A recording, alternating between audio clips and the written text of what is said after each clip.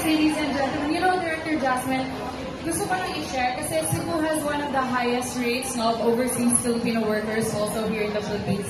But as a representative of Cebu and the whole province and the whole island, we do aim to support Department of Migrant Workers in all its projects and its aim to protect the rights and the welfare of our overseas Filipino workers. That's why we're very happy to take part in this Migrant Workers Day today. And it's a very, very special day. So another big round of applause, please, to everybody who's here, who took part, and of course, who worked so, so hard to make this event possible. And now, I know a lot of you are very excited, mga higala. Excited na ba mo? Excited na mo? Sure get mo? Alright, it is now time for us to get to know our queens. And I know you've all been waiting for this very special moment. Ladies and gentlemen, we will now get to know Chelsea, our Miss Universe Philippines representative, and of course, the Miss Philippines Queens. A big round of applause, please. Alright, now may we call on the Miss Philippines Supranational 2025, Tara May Valencia from Baguio.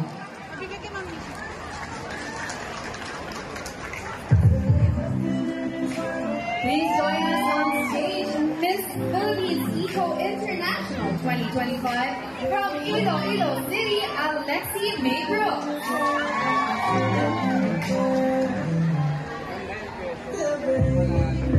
Please give a warm welcome to our Miss Philippines Storm 2025 from Pampanga, Cyril Payuno.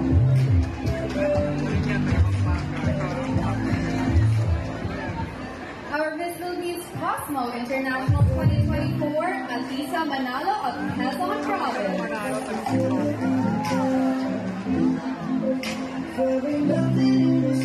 Please welcome on stage our Miss Universe Philippines 2024, Miss Chelsea Manalo of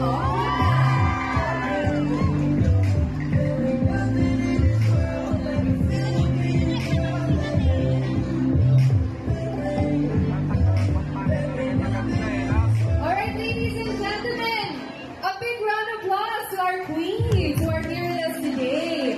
At alam namin na excited kayong makilala sila. Nakita naman siguro ninyo yung mga magagandang performance nila, no? But alam namin na gusto niyo silang makilala deeper at a more personal level. So, we begin with, pageant pala. So, we start with our Miss Philippines Supranational 2025, Miss Tara Valencia. Tara, do you want to greet baka may kababayan ka from Baguio, hear a few words for our friends who are here with us today? Hello everyone! May mga taga-Baguio ba dito? Pangasinan! Andon. So, I'm Tara Valencia and happy National Migrant Workers Day sa inyong lahat. Mabuhay po kayo. Thank you so much. And alam ko maraming mga Ilonggo dito, mga Hiligaynon. Ayan! So I know you're all very excited. Also here with us, and to give a few words, Miss Alexi Rose. Hi, maayong adlaw kayo ng katanan. I just want to say thank you all so much for your support. On my journey during Miss Universe Philippines, a lot of my supporters are really overseas Filipino workers, and I think that I wouldn't really make it to where I am right now without them. So, maraming salamat. Thank you all so much. Our next speaker is Miss Philippines Charm 2025, Cyril Payumo of Pampanga. Do you have any words for our migrant workers today? Hello everyone! Maya payabak man po kaya kayo nga. Natin po mga kabalenggan. Maya payabak! I'm so happy to see all of you, everyone, and I'm just so grateful to be here. I am so excited to work with the DMW and Happy Migrant Workers Day. Thank you so much. Thank you so much, Miss Charm. And now, let us welcome Miss Philippines Cosmo International 2024, Atisa Manalo of Quezon Province.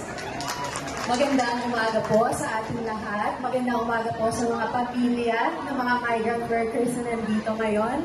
Sa mga OFW po natin kung nasaan man kayo.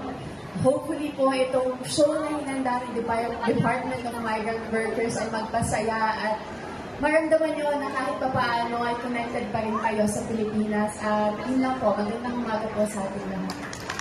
So, Director Jasmine, before we proceed with our Miss Universe Philippines Queen, our Miss Supranational has a few words para sa mga kababayan niya from Baguio. So, yes, Tara will give a few words para sa mga kababayan niya from Baguio, and of course, ating mga overseas Filipino workers who are here with us today also. Una sa lahat, gusto ko pong pasalamatan ng Department of Migrant Workers sa pagtanyaya nyo sa amin ngayong araw. Isa pong karangalan ang maparito kayo at makapagbigay ng aming saloobin tungkol sa ating mga migrant workers. Pangalawa, mabuhay po sa lahat ng ating mga migrant workers. I know that seeking for greener pastures and leaving your family is not that easy. I know that these migrant workers have sacrificed so much for their family, including your quality time, for a better quality of life, for the people that you guys leave at home. Because you guys are our modern heroes. You guys have sacrificed so much for the greater good. For me, I took up the course of tourism in the hopes of working abroad to seek for a better future for me and my family and to provide them a comfortable life. Kasi sino nga naman din talaga may ayaw ibigay ito sa kanilang pamilya, hindi po ba? And good thing that there are organizations such as the Department of Migrant Workers who really ensures the safety, the protection, and the welfare of every migrant workers and its families. So thank you so much po. Muli, mabuhay po ang ating mga manggagawa. Mabuhay po ang mga pumoprotekta sa kanila. Mabuhay po tayong lahat. Maraming salamat po at magandang umaga sa inyong lahat.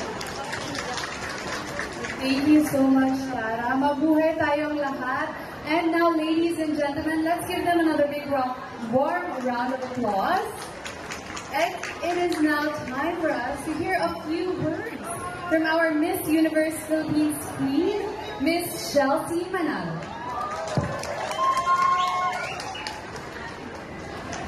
Magandang umaga po sa inyong lahat, sa ating mga OFWs at sa lahat ng pamilya, mga kaibigan, mga sumusuporta, and of course to our officials, to Ms. Leah, to the MUPH.